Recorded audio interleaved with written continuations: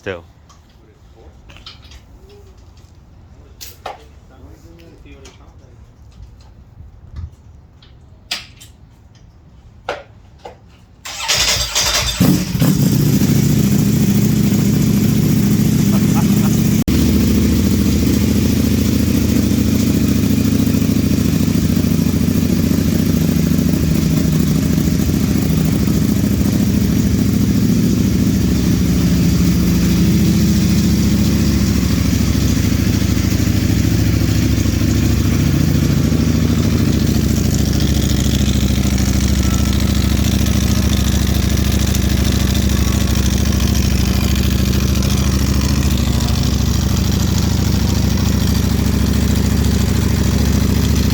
Three, two, one.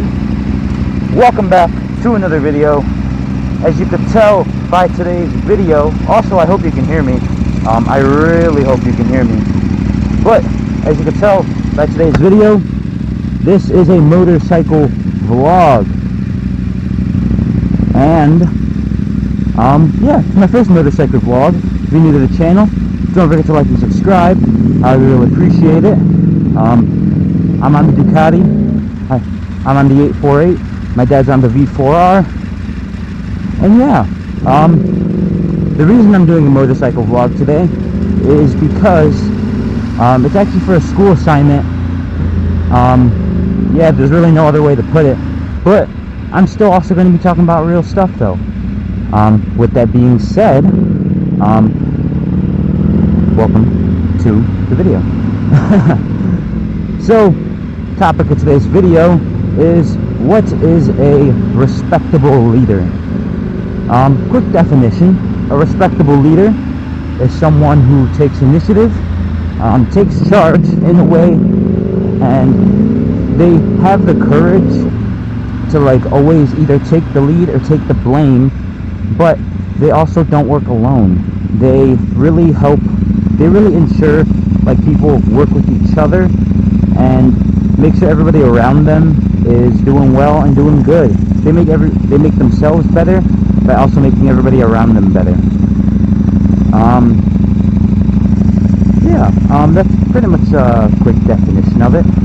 But the reason I'm doing the video like this is because I'm going to give an example of a very respectable leader.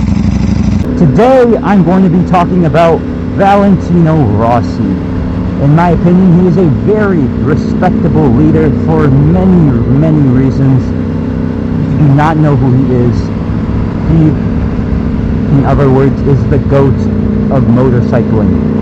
He races in MotoGP.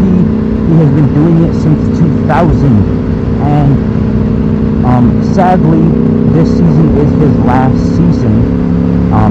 He will be retiring from racing in MotoGP, but note, he said he will be retiring from racing in MotoGP. We don't know if he will race in any other classes, but yeah, part of the reason I'm talking about him is because he is retiring. It's sad, but he's still a very great rider. A lot of the reasons he's retiring is because of his age, but he's not slow by any means at all. But anyway, back to why I think he is a respectable leader. He's a respectable leader for many reasons. So I actually started reading his autobiography, What If I've Never Tried It? It is absolutely amazing. You can find it on Amazon. Great book. It's from the 2000s, but it is still very relevant because, well, I mean, obviously he's still racing, right? But it is still a very good book by all means, and so go check it out. But anyway, I'm not very far in the book. I'm like halfway through, but it's so far with what I've read, great person all around, right? So quick description on why I wanted to make this video on him, because in my opinion he is a respectable leader, is because at the time he was racing in MotoGP for Honda, but also around that time, everybody had the stigma that the bike is what wins, not the rider. So Rossi, doing what he does best, wanted to change that stigma, wanted to change the status quo. So he was so confident, he knew he could win on another bike, right? Because Honda was at the top of MotoGP. They still kind of are, right? But he was such a good rider, and he was so confident in his ability, he knew that he can win on any bike.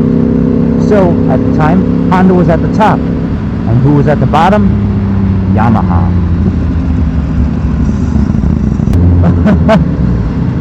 Nobody ever suspected that Yamaha could ever catch up to Honda just simply because of technology and the bike, and the bike's bad. But Rossi wanted to change that. He wanted to show people that it wasn't about the bike, it was about the rider. So, what did he do? He wanted a challenge, and when his contract was ending with Honda, he signed up with Yamaha. And from then on, to be honest, it's history. From then on, it's history. He really made a name for himself with Yamaha. He boosted his career, he boosted their sales, because, like many sayings go, what wins on Sunday sells on Monday, which is exactly what happened for Yamaha. And his sheer knowledge really boosted the development of their motorcycles, specifically the racing ones. And like, it's crazy, right? He's the first motorcyclist to have a world championship title in each class: 125, 300, 500, and MotoGP. And actually, it's kind of cool. He started racing when he was very young, like professionally at a high title at the age of like 16, 17. And he was keeping up with the world champions of that time, right? 16, 17-year-old. That's insane, right? So, what did he do? When he joined the 500cc class, it was his first, only, and last chance to win, because after that year, the 500cc class was canceled.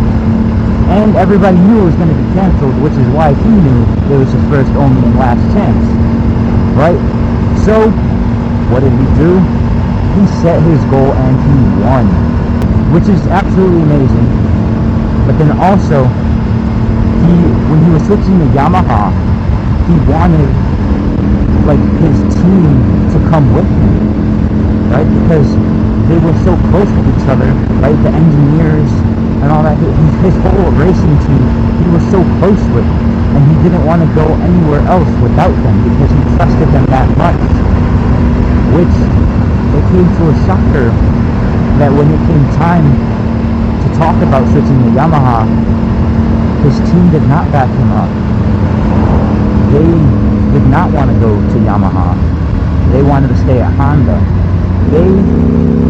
They trusted Rossi, but they didn't trust in their own ability to do well in switching on the Yamaha team. So he didn't let that discourage him, right? And everybody on Yamaha was seen as a bit of newbies to MotoGP when it comes to racing because they were so behind, right? But Rossi wanted to change that. As soon as he went to Yamaha, he got to know his people. He had like two very good friends, three very good friends that stayed with him by his side, right? And they were there when he made the switch to Yamaha, right? So he had two people he trusted the most.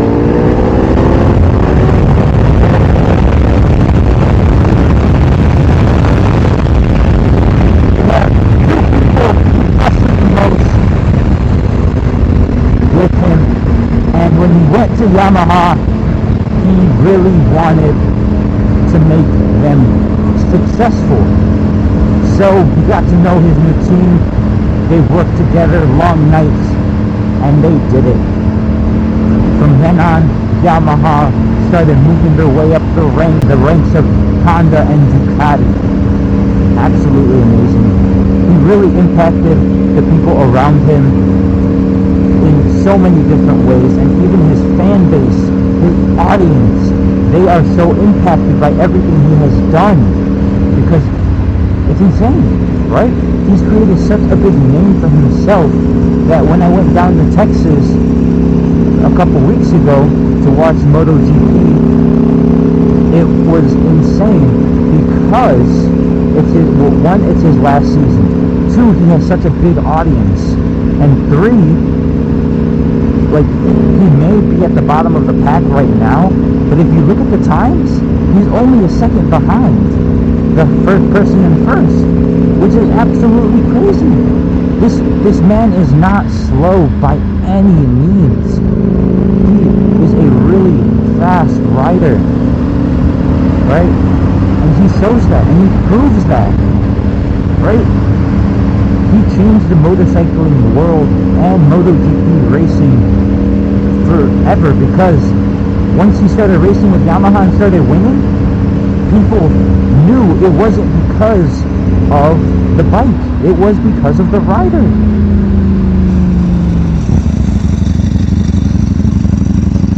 So I hope you enjoyed that. With that being said, that is it for today's video. I hope you enjoyed. Don't forget to like and subscribe. I would really appreciate it. And yeah, that is my definition of a respectable leader and my example of what a respectable leader is. Thank you.